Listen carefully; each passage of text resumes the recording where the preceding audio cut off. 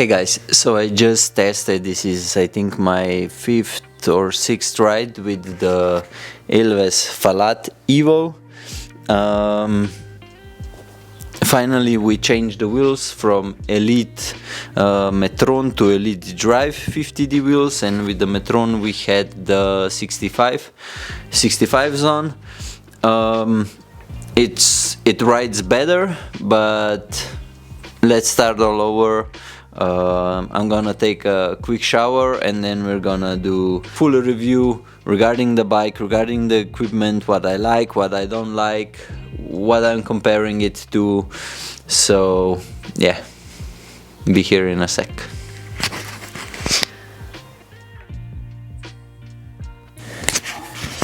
So I'm back. Now let's review the Elves Falath EVO bike. It is equipped with red group set from Sram. Only the crankset is force. Nano pedals from Speedplay. Berg saddle.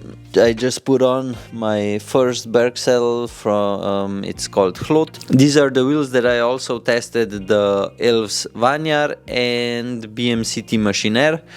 And I like the wheels. The tires are 30mm wide. I didn't know how to review the bike. Let me just tell you which bikes I rode for the past 2-3 seasons. So BMC Time Machine, BMC Team Machine, BMC Road Machine, BMC Team Machine Air.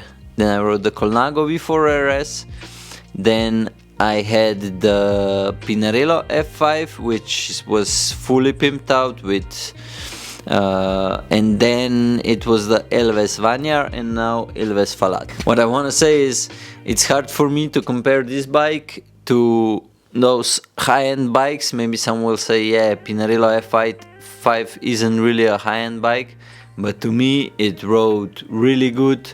Right now, I don't know the Dogma F, but I rode the F12, and I'm not sure if it's worth paying the extra money. So you just know with what bikes I'm comparing these bikes to, this bike to, and let's just go into it. So my Strava comments, you can see them in the link in the description. I wasn't impressed with the bike, maybe because I rode some of the top bikes that they are around. What I don't like about the bike is when you push the pedals, it doesn't move. It's lazy.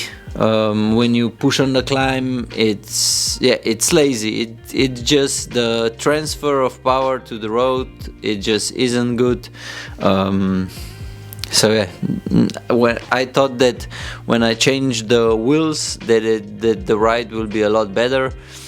It is better since it's almost 600 grams lighter, but yeah, the ride, it still isn't the same. Like I said a lot of the times, first thing is a good frame, then you need good wheel sets, and everything else comes third. So yeah, with this one, to compare it with all of the other bikes that I've tested in the last 2-3 years, I think it's in the last place.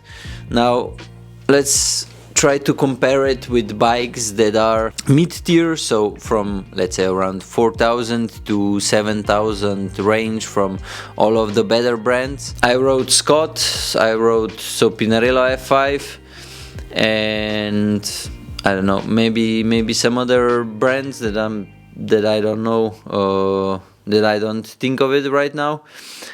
And the problem with this bike is, this is equipped like almost top of the range, so you cannot really change anything for this bike to ride good. So in my opinion, it's better just to buy the, I don't know, if you have 6,000 to spend, buy the Pinarello F5 or buy any Scott. I'm not sure if BMC has the bike in 6,000 range from, let's say, Team Machine, or yeah, so it's better just to buy that, upgrade it with better wheels when you have the money, and you will get more out of it than with this one.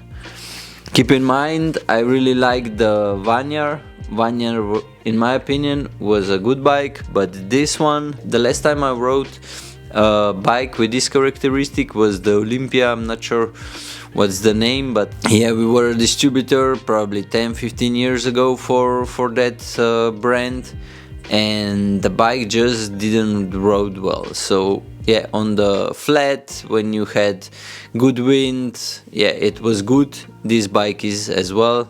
On the descent, this bike feels good, but anytime that you need to put an effort in, it just feels that it doesn't move. It's slow. Not sure for what kind of rider this bike I could recommend it, but this is just my honest opinion. Like I said, I like the Vanyar for that price. For me, it's one of the best bikes probably that you can buy. It can change, simply just any of the big brands. Buy Vanyar for, you can get it fully decked out for what's below 7,000 euro, and it's a really good race bike. I wouldn't consider it as an endurance bike or a comfortable bike, but for race bike it's really good. With this one, I don't know, I wouldn't even recommend it to triathletes. I really don't like it. Don't hate me because of it, but it's just my opinion. I'm not sure.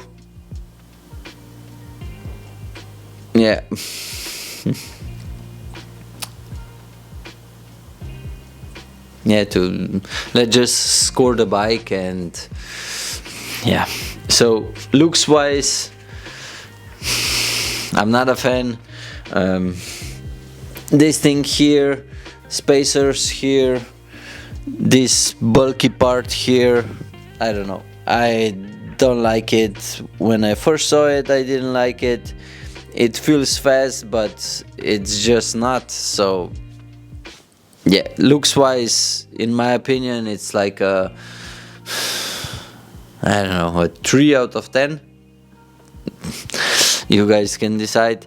I like the handlebar, but that's pretty much the only thing from the bike that I liked. But I liked the handlebar from Vanyar more because it's this one, it's too narrow here and it's hard to hold, at least for me. Then descents, it's good on descents. Descending, I would give it like an 8, maybe 7 out of 10, just because when you need to push, the transfer of power with this bike is just, it's not good. So climbing, maybe 2, 3.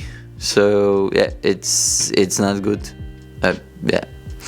And then endurance, comfort, it's not the best. Probably this bike gets the lowest score of all of the bikes I've tested. I'm in the camp that there are like the best products in the world. You cannot say only good stuff about. There's always some bad thing to say, and with the worst products there's always something good to say.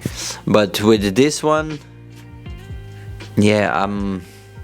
I'm just not convinced. Keep in mind, this is my opinion based on the bikes I rode.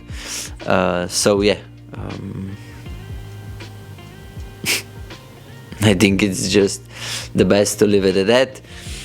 If you like our content, please go to approvecycling.com. You can support us that way, buy something from there, and that's how you support the channel. And in the next week, or like in 5 to 10 days, we're starting a new project called Proven Luxury, and subscribe, follow that project. We will try to make one video per week until the end of May, and hopefully you guys like that project. And until next time, take care and let's ride.